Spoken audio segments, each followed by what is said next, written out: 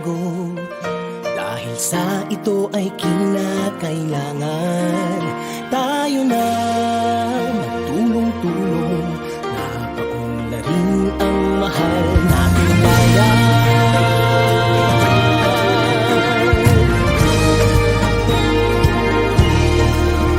Panahon na magbabago at ayos ang mga dapat ayusin.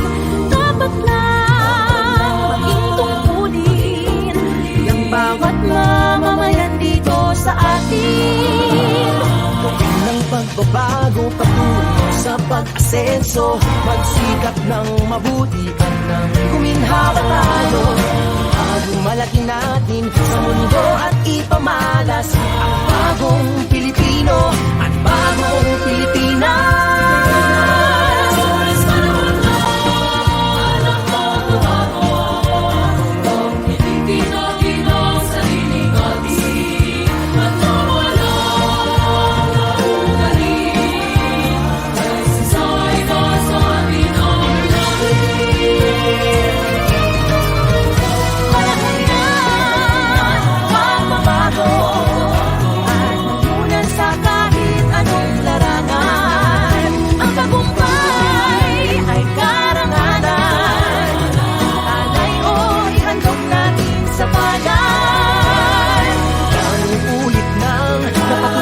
Ng Pilipino, ang husay at tagas, kagandahan at talento, makipagpaligsahan dahil anong oras, bagong Pilipino at bagong Pilipinas.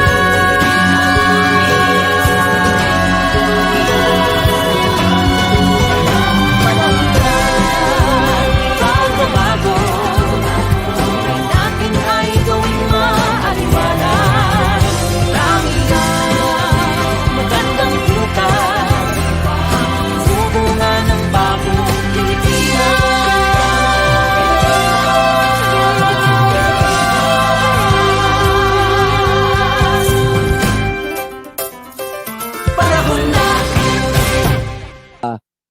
Puntahan naman natin itong issue na ito, mga kaibigan. Okay, pag-usapan naman natin, bilyong piso tinapya sa pensyon ng mga retirado, ibinunyag ni Aimee. Di ba, mga kaibigan? So, nakakita tayo ng balita kanina umaga ng mga kaibigan at ito ay mainit-init pa, di ba? Dito sa isang pahayagan, asan na yun? Wait lang, hanapin ko, mga kaibigan. Parang nawala. Nawala nga. So dito ko na lang basahin sa cellphone ko, no, mga kaibigan. Nawala nga. Okay. Yan. Doon sa Abante News Online, mga kaibigan, no, sa Abante News Online ay ang sabi doon, mga kaibigan, no, ibinunyag ni Senador Aimee Marcos na sa ilalim ng 2024 national budget, no, nagtapyas ng bilyong-bilyong pisong pensyon para sa mga retiradong militar at uniparmadong tauhan para ilagak sa kontrobersyal na ayuda para sa Kapos ang Kita program, o ito po yung AKAP, na mga kaibigan. So dito ay sinabi po ni Senator Aimee Marcos, no, doon sa budget po sa 2024 national budget ay bilyon-bilyon daw. So bilyon-bilyong piso daw yung kinaltas para po sa pensyon ng mga retiradong militar. Okay? So ito, mga kaibigan, na mapapansin natin. Itong mga nakaraan, di ba? Mga nakaraan, bidang-bida itong si Aimee Marcos, di ba? Ang dami niyang mga inilabas na mga issue, di ba? Kung matatandaan niyo, unang-una yung yung PI, di ba? Yung People's Initiative. Nagkaroon ng hearing, nagkaroon ng ika nga, pinatawag pati yung COMELEC, at sinabi ng COMELEC, nag-decision na rin ng COMELEC na suspendido na yung mga paggawa tungkol sa People's Initiative. Okay? Pero pagkatapos noon ay tuloy-tuloy pa rin, di ba? Nagpatawag pa rin siya ng mga hearing, talagang gusto niya, meron siyang gustong palabasin, no, mga kaibigan. At doon pa lang sa issue ng PI, talagang ginigisa na niya ng gusto lahat ng mga ano, yung kasama na siyempre yung mga kongresista, 'di ba? Although ang talagang pinapatamaan niya lang doon at gusto niyang palabasin na masama, yung kanyang pinsan, no, si Speaker Martin Romualdez, 'di ba mga kaibigan? Ngayon, hindi siya nagtagumpay doon sa People's Initiative, 'di ba? At tila baga meron pa rin siyang gustong gawin, no? Marami pa, 'di ba? Marami pa mga issue lumabas dito kay Amy Marcos, no, mga kaibigan. And eto nga kanina umaga ay meron na naman siyang bagong issue, no, mga kaibigan. Eto nga tungkol po dito sa pension ng mga retiradong mga military, 'di ba? Mga retired military men, no? At sabi niya ay ang pondo para doon sa pension nakasama doon sa national budget, 2024 national budget ay kinal tinapyasan, no? Tinapyasan ng bilyong-bilyong piso. Hindi lamang bilyon mga kaibigan, kundi bilyong piso daw ang tinapyas. Okay? At saan daw ini-realign yung tinapyas na budget para sa pension ng mga retirado? 'Di ba? Ang sabi niya ay ginamit daw doon sa AKAP, no, mga kaibigan, 'di ba? Ginamit daw ito doon sa AKAP. At yung AKAP, matatandaan din natin mga kaibigan, 'di ba? Ay ginawan din ito ng issue ni Amy Marcos, 'di ba? Nang sabi ay para daw binudol sila, no? Para daw niloko sila na pagkatapos na mailagay yung kanilang pirma, which is sabi niya ay e-signature lamang, ay bigla raw binago, no? Dinagdagan daw yung pondo, 'di ba? Nai-content na rin natin 'yan noong nakaraan. Okay? Ngayon mga kaibigan, ay tinitira na naman niya yung AKAP, yung ayuda. Ayuda mga kaibigan, ayuda. So napapatanong tayo dito no, ano ba talaga ang gusto palabasin ni Amy Marcos? 'Di ba? Na hindi siya nauubusan ng mga issue. Hindi siya nauubusan ng ibabato. Actually mga kaibigan eto real talk lang tayo 'no. Hindi naman yung Kongreso lang ang kanyang tinitira dito 'di ba sa ginagawa ni Amy? Hindi lang simpleng si Speaker Romualdez lang ang tinitira niya rito 'di ba? Hindi lang yung simpleng AKAP na signatory din sila ang tinitira niya rito 'Di ba mga kaibigan? Sa isang matalinong mamamayan, no, sa isang matalinong mamamayan at talagang marunong magmasid sa mga kaganapan, malinaw na ang tinitira dito ni Amy Marcos ay walang iba kundi ang gobyerno. Ang gobyerno na kung saan ang nagpapatakbo bilang pangulo ay kapatid niya. 'Di ba mga kaibigan? 'Yun ang malinaw do'n, 'di ba? Tita Carmen Lee, shout out. Kayo mga senators, ayaw niyo pirmahan ang mga pension ng retired military police. Ikaw may pirma sa AKAP, Botox, Baba, 'di ba? O 'yan, galing kay Tita Carmen Lee, 'di ba? And isa pa mga kaibigan, ito 'di ba? Pagka may mga ganyan mga budget, national budget, 'di ba, nagkakaroon ng deliberasyon, no? Nagkakaroon ng deliberasyon sa Congress. Then after ng deliberasyon sa Congress, magkakaroon din ng deliberasyon din sa Senate, 'di ba mga kaibigan? Hindi naman pagkagaling sa Kongreso ay rerekta kaagad sa pangulo natin para pirmahan, 'di ba mga kaibigan? Kumbaga dumadaan din sa kanila. Pero bakit ngayon? Kung totoo man, 'di ba, na meron talagang kaltas doon sa national budget na nakaukol para sa pensyon ng mga retired na mga military at ng mga pulis, 'di ba? Bakit ngayon lang? 'Di ba dapat noon nasa Senado pa lamang, dumaan sa Senado, kinwestiyon na niya. 'Di ba kinwestiyon niya sana niya na bakit bawas yung bakit bawas yung pensyon at pagkatapos ay idaragdag doon sa AKAP, 'di ba? Same thing lang din nung naalala niyo ba yung issue ng CIF ni Sara Mau, 'di ba mga kaibigan, na tinanggal yung kanyang CIF pagkatapos ay inilagay naman, no, nirelocate, no, o ni-realign para gamitin naman po doon sa pagbibigay ng seguridad, 'di ba, doon sa ating sa WPS no mga kaibigan, sa West Philippine Sea. Sana gano'n, 'di ba, malinaw. Oh, pero bakit dito?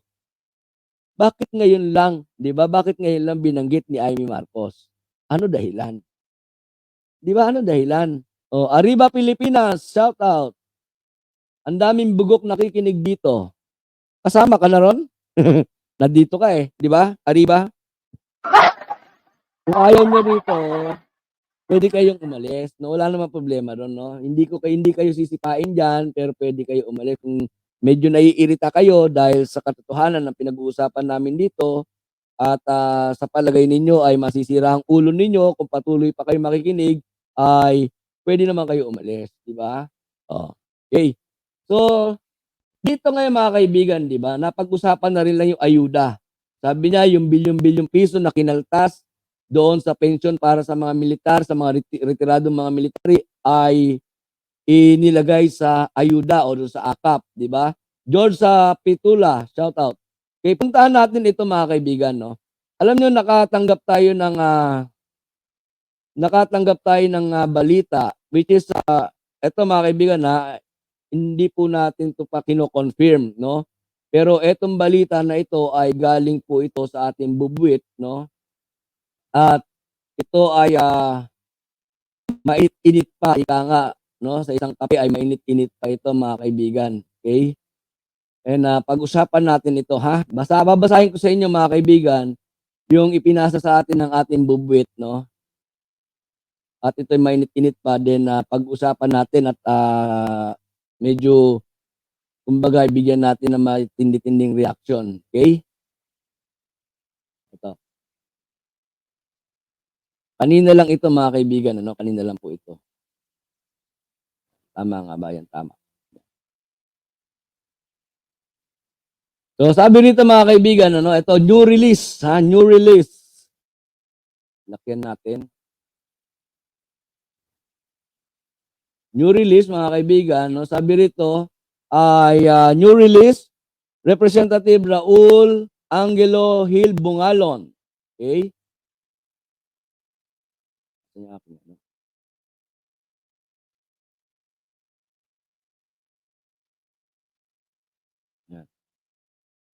Okay, February ako Bicol Party List, February 20, 2024, kanina lang ito mga kaibigan, kanina lang ito, no. Okay? 4.3 million poor Pinoys did not receive 4-piece aid in 2023. So nangyari pala itong sinasabi ni ako Bicol Party List Representative Raul Angelo Bungalon mga kaibigan, no. Nangyari pala ito noong 2023. Okay? 4.3 million poor Filipino did not receive 4-piece aid in 2023 due to Senator Amy's budget realignment. Sabi yan ni Representative Bungalon. Okay? Sabi rito, nearly 900,000 household or 4.3 million Filipinos who are among the poorest of the poor did not receive cash grants totaling to 13 billion pesos from the Pantawid Pamilyang Pilipino Program o 4-piece last year after Senator Amy Marcos redirected this fund to another social amelioration program. Ako Bicol Representative Jill Bungalon said today, February 20, 2024. In a statement, Bungalon claimed that the 13 billion budget cut in the 2023 budget at the behest of Senator Marcos deprived 4-piece beneficiary of critical support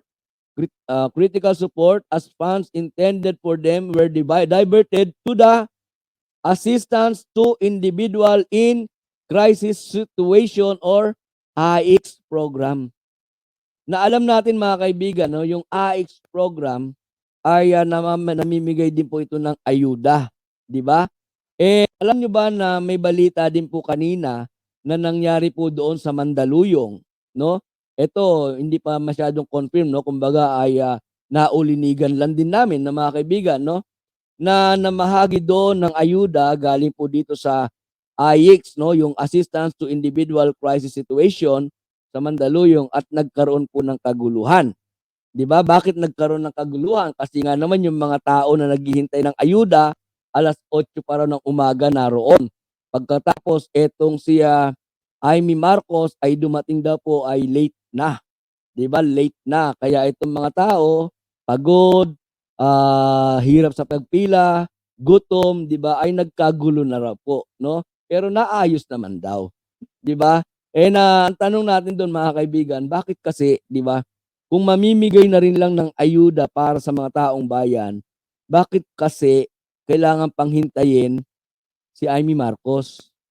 Na kapagka dumating naman si Amy Marcos doon mga kaibigan, wala namang gagawin kundi magsalita lang, 'di ba? Pagkatapos ng speech saka palang bibigay yung ayuda. 'Di ba bakit gano'n, no? Nabanggit ko lang 'yan mga kaibigan. Pero dito mga kaibigan 'no, malinaw, okay? Nung naglabas ng pahayag si Marcos 'no mga kaibigan, tungkol nga do'n sa ginawang, sa yung national budget na para sa 2024 no, na tinapyasan daw yung para sa pensyon ng mga retired military men natin 'no mga kaibigan, naglabas din ang Kongreso 'no, ng, di umano ay, baho din nitong si Senator Amy na, 900,000 families ang naapektuhan noong 2023 dahil hindi po nakatanggap nung kanilang ayuda galing po sa 4Ps. Bakit? Kasi yung pondo para po dun sa 4Ps noong 2023 ay ginamit ni Amy doon sa iba, which is yung AICS nga, 'di ba? Na kung saan ay laging laging kasama doon si Amy Marcos, no mga kaibigan. Ngayon eto, ang punto ko mga kaibigan ano, ang punto natin dito is ito, unang punto natin is kinu-question natin si Amy, 'di ba? Ano ba talaga, once and for all, no, once and for all, hindi na yung ano, dahil ako naniniwala ako mga kaibigan pagkatapos nitong issue na ito, meron pa rin lalabas, 'di ba? Hindi mauubusan ng issue, hindi mauubusan ng tae na ibabato si Amy, 'di ba mga kaibigan? So once and for all, magkaalaman na, 'di ba? Ano ba talaga ang gusto mong mangyari, Amy Marcos? 'Di ba? Masyado ka na nagpakasira ng gusto, okey lang sana, mga kaibigan eto, real talk lang 'to, okey lang sana kung magpakasira ka, sarili mo lang sirain mo, 'di ba? Kaso ang problema, nadadamay yung iba, 'di ba nadadamay yung iba. Yung mga matinong nagtatrabaho, yung mga matino talaga na nangangarap na at nagtatrabaho para sa ikaangat ng Pilipinas, nadadamay, 'di ba mga kaibigan? Ngayon puntahan natin yung ano, yung mga retiradong mga military, okey? Kung totoo ito, mga kaibigan, kung totoo ito, 'di ba, bakit bakit mga retiradong military ang tinutumbok ngayon ni Amy? Gusto ba niyang buhayin muli yung nagkaroon ng ingay nung nakaraan, 'di ba? Na, merong, pinaplano na kudeta. Ang sinasabi nila ay galing sa mga retired official, 'di ba? Na ngayon ay tumahimik na. Ibig sabihin ba nito gusto na naman buhayin 'yun ni Amy Marcos? Ano dahilan? 'Di ba? 'Yun ang tinatanong natin mga kaibigan. Ang tinatanong natin, ano dahilan? Ano reason at ayaw mo manahimik? 'Di ba? Naalala ko nga yung sinabi nung isang kongresista, no, congressman from I think from Zamboanga, 'di ba? Ang pakiusap niya kay Amy, bakit hindi na lang niya suportahan at tulungan yung kanyang kapatid, 'di ba?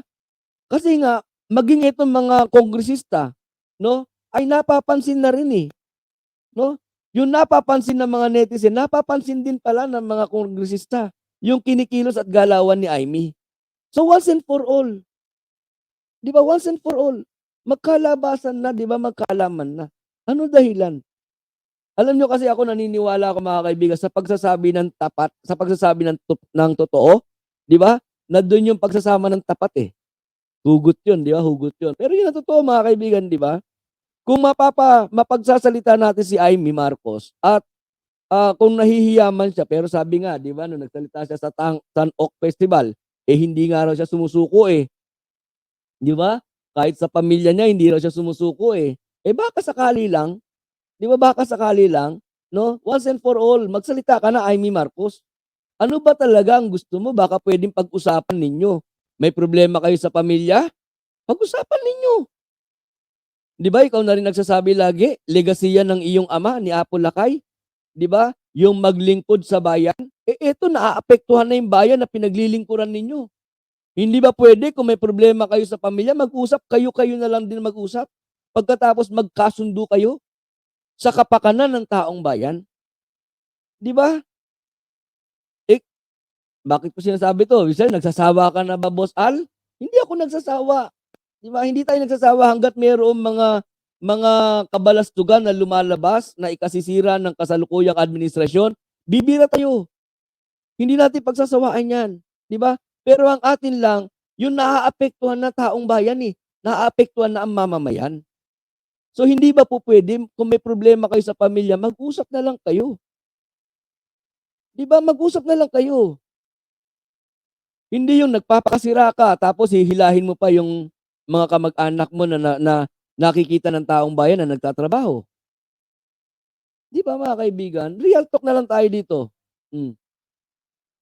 Pagkatapos sa senador, sa Senado at saka sa Kongreso, ang nakikita natin mga kaibigan, ito ang nakikita natin dito, kapag ka naglabas ng bato ng baho ang galing sa Senado, maglalabas din at babato rin ng baho pabalik ang mga nasa Kongreso. Di ba? Ito ba, mga kaibigan, alam niyo sa totoo lang ito real talk, no?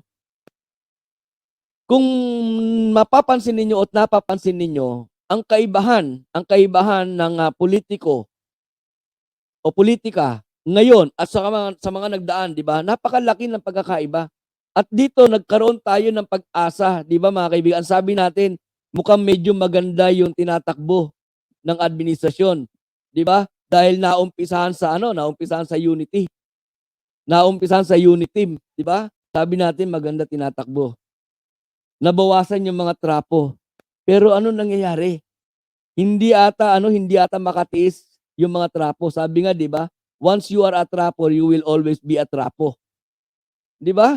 Yung mga traditional politician, lumalabas yung kumbaga siguro nangangati, hindi makatiis, inilalabas yung kanilang pagiging traditional politician, yung pagiging trapo. And this Amy Marcos is a trapo.